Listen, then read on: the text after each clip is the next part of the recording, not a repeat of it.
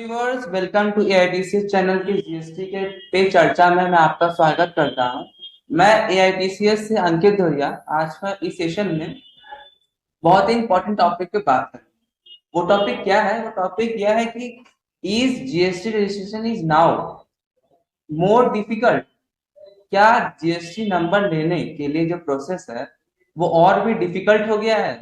अब आप सोच रहे होंगे कि मैं ऐसा क्यों बोल रहा हूँ, क्योंकि जो गवर्नमेंट ने 26 को जो नोटिफिकेशन जारी की थी, नोटिफिकेशन नंबर 26, उसमें जो प्रोसेस था जीएसटी नंबर लेने का वो बहुत ही डिफिकल्ट है, यानी बहुत ही जटिल है।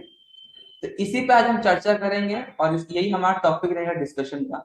अगर किसी ने हमारे चैनल को सब्सक्राइब नहीं किया है तो कर ले, क्योंकि हमारे चैनल पे हर समय समय पर अलग अलग वीडियोस जिसमें बहुत सारे इंफॉर्मेशन रहते हैं जो आपके लायक, आपके काम के हो सकते हैं। तो आइए डिस्कशन में शुरू करते हैं।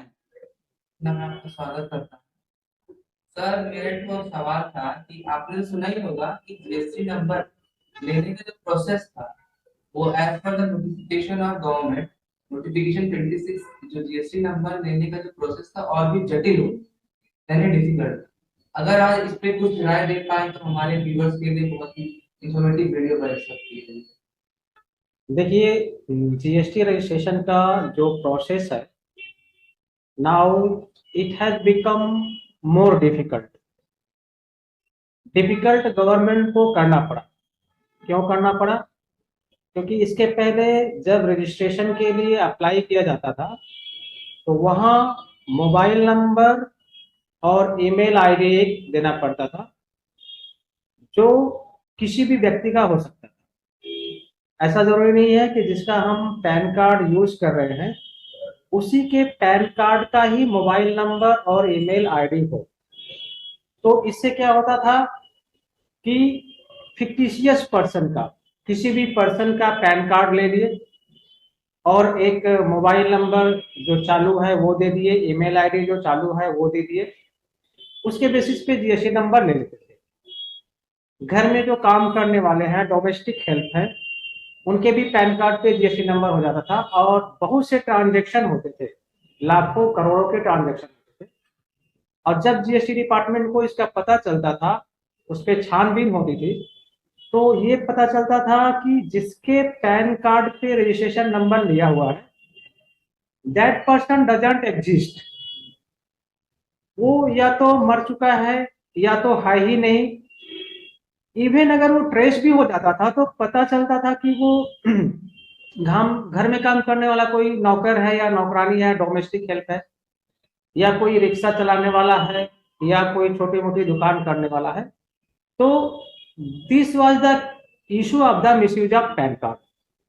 तो इसमें गवर्नमेंट को बहुत सा रेवेन्यू का लॉस होता था, क्योंकि जब पैन कार्ड, जिस पैन कार्ड के बेसिस पे नंबर लिया हुआ है वो पर्सन एग्जिस्ट ही नहीं करता है तो प्रोसिक्यूशन किसके ऊपर होगा, मुकदमा किसके ऊपर चलाएगा? या फिर अगर वो पर्सन एग्जिस्ट करता है तो that fellow is a poor person, तो उसके ऊपर मुकदमा चला के क्या होगा? तो in order to prevent that misuse, the government has brought these changes, and in coming times getting GST number will be more difficult. Now let us explain क्या चेंजेस इसमें हुआ है। इसमें दो चेंजेस हुए हैं। पहला चेंजेस ये है कि अब ईमेल आईडी और मोबाइल नंबर जिस पर की ओटीपी आएगा वो कोई भी मोबाइल नंबर और कोई भी ईमेल आईडी देने से नहीं चलेगा।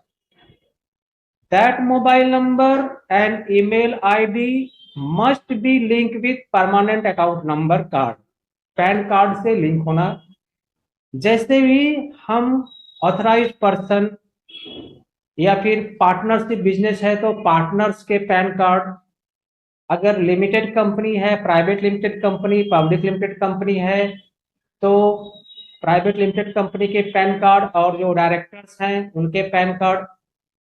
तो उस पैन कार्ड से साथ जो मोबाइल नंबर और ईमेल आईडी जुड़ा रहेगा उसी मोबाइल नंबर और ईमेल आईडी पर ओटीपी आएगा। जब वो ओटीपी हम डालेंगे तभी वो हमारा पैन कार्ड जो है वैलिडेट होगा। इससे क्या होगा कि मिसयूज नहीं होगा। मान लो कि जिसका पैन कार्ड हम यूज कर रहे हैं उसका मोबाइल नंबर और ईमेल आईडी जो है लिंक किया हुआ नहीं है, तो पहले उसको मोबाइल ईमेल आईडी लिंक करना पड़ेगा। तो जैसे ही ओटीपी किसी और के पास जाएगा पता चल जाएगा कि उसका पैन कार्ड में कोई ट्रांजेक्शन हुआ है। So in this way, in order to prevent the misuse of PAN card of a person who is totally innocent, जिसकी कोई गलती नहीं है, जिसका धोखे से पैन कार्ड ले लिया गया है, किसी बहाने से पैन कार्ड ले लिया गया है और उस पैन कार्ड पर उसने जीएसटी नंबर लिया, इस सबसे बचाव करने के लिए गवर्नमेंट ने through notification number 26 of the year 2020-22 GST rule में ये अमेंडमेंट किया है और ये अमेंडमेंट इफेक्टिव भी हो गया है। इसके बाद से अगर कोई भी आदमी जीएसटी नंबर के लिए अप्लाई करेगा और वो online application form GST portal www.gst.gov.in पर जाएगा तो वहाँ ऑथराइज पर्सन के लिए जो वो मोबाइल नंबर और ईमेल आईडी देगा वो वेरीफाई होना चाहिए पैन से। ये पहला बदलाव है जो बहुत ही इंपॉर्टेंट है। सेकेंडली क्या चेंजेस और गवर्नमेंट ने लाया है? सेकेंडली ये चेंज लाया है आधार ऑथेंटिकेशन का। तो जीएसटी नंबर लेने के लिए खूब ही इंपॉर्टेंट बेसिकली दो डॉक्यूमेंट हमें चाहिए, एक तो है पैन कार्ड और दूसरा है आधार कार्ड। अब पैन कार्ड का तो हमने बता दिया कि उस पे जो पैन से लिंक होगा उस पे ओटीपी आएगा और जो ईमेल आईडी पैन से लिंक होगा उस पर ओटीपी आएगा और ओटीपी वैलिडेट करने से वो वैलिडेशन होगा। अब हम आधार की बात करते हैं तो अभी तक जो मैकेनिज्म जीएसटी रजिस्ट्रेशन में एग्जिस्ट है वो मैकेनिज्म क्या है? ऑथराइज्ड पर्सन, जीएसटी के लिए जो ऑथराइज्ड पर्सन है या फिर जो डायरेक्टर्स हैं, जो पार्टनर्स हैं, जैसे ही हम आधार ऑथेंटिकेशन लिंक को क्लिक करते हैं तो रजिस्ट्रेशन फॉर्म में जो ईमेल आईडी दी हुई है उस ईमेल आईडी पर एक लिंक जाएगा। तो नेचुरली वो ईमेल आईडी डायरेक्टर्स की होंगी या पार्टनर्स की होंगी या ऑथराइज्ड पर्सन की होगी। जिसकी भी ईमेल आईडी हो उस ईमेल आईडी पे एक लिंक जाएगा और वो ईमेल आईडी खोलने के बाद उस लिंक पर जैसे ही क्लिक करेंगे तो यूएडीआई जो आधार का अथॉरिटी है वहां से एक ओटीपी उस मोबाइल नंबर पर आएगा जो आधार के साथ लिंक किया हुआ है और वही ओटीपी ईमेल आईडी में एक बॉक्स, डायलॉग बॉक्स खुलेगा, उस डायलॉग बॉक्स में क्लिक करके ऑथेंटिकेट करना है। जैसे ही वो ऑथेंटिकेशन हो जाता है तो हमारा process of GST registration application form is completed. उसके बाद वो फर्दर प्रोसेसिंग के लिए जाता है। अगर आपका आधार ऑथेंटिकेशन नहीं हुआ है तो the application form will not be taken for processing by the GST registering authority. This mechanism अभी तक है, लेकिन इन कमिंग डेज गवर्नमेंट इसमें क्या चेंजेस करने जा रही है? The government is going to change biometric authentication of आधार।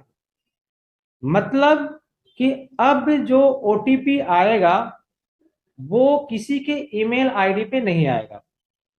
हमको जहां से हम कर रहे हैं, चाहे खुद के लैपटॉप से कर रहे हैं या खुद से कर रहे हैं, तो हमको एक बायोमेट्रिक ऑथेंटिकेशन करना पड़ेगा।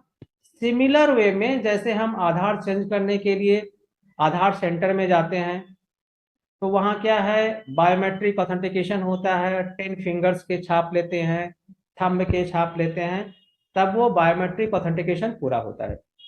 In similar way, when biometric authentication will be applicable full-fledged all over India, then Aadhaar authentication will only be done through biometric authentication. तो वहाँ ईमेल आईडी पे कोई ओटीपी नहीं आएगा।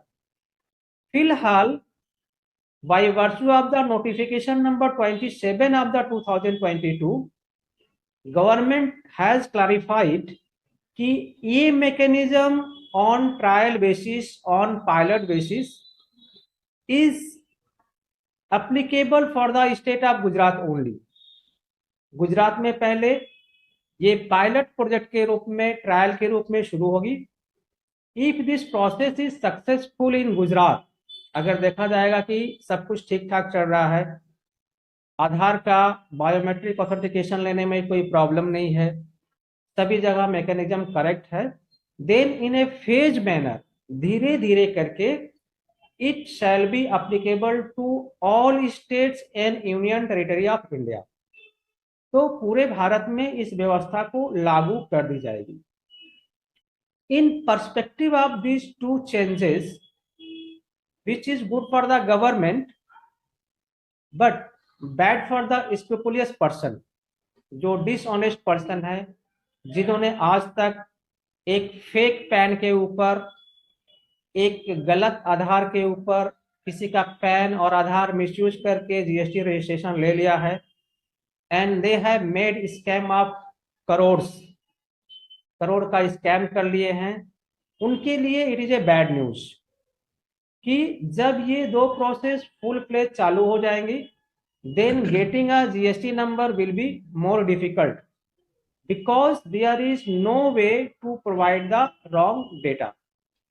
So in the light of the above discussion, we can conclude that getting GST number is becoming more difficult in coming days, but it is for scrupulous persons only. Dishonest person के लिए होगा। जो honest person है, law abiding है, जो ठीक ठाक business करना चाहते हैं, जो गवर्नमेंट को रेवेन्यू देना चाहते हैं, टैक्स की चोरी नहीं करना चाहते, टैक्स इवेशन में इन्वॉल्व नहीं होंगे, for them it will not be any major problem. तो होप दैट कि ये वीडियो इंफॉर्मेटिव लगी, आप लोगों को समझ में आ गया होगा कि आने वाले दिनों में जीएसटी नंबर कैसे होगा। तो सर थैंक यू कि आपने सेशन को बहुत इंफॉर्मेटिव बनाया। तो व्यूअर्स, मैं आशा करता हूँ कि जो आज का वीडियो था आपके लिए बहुत इंफॉर्मेटिव हो। अगर आप ऐसे वीडियो चाहते हैं तो इस चैनल को like and subscribe and share जरूर करें। तो व्यूअर्स, मैं अलविदा कहता हूँ। Thanks for watching.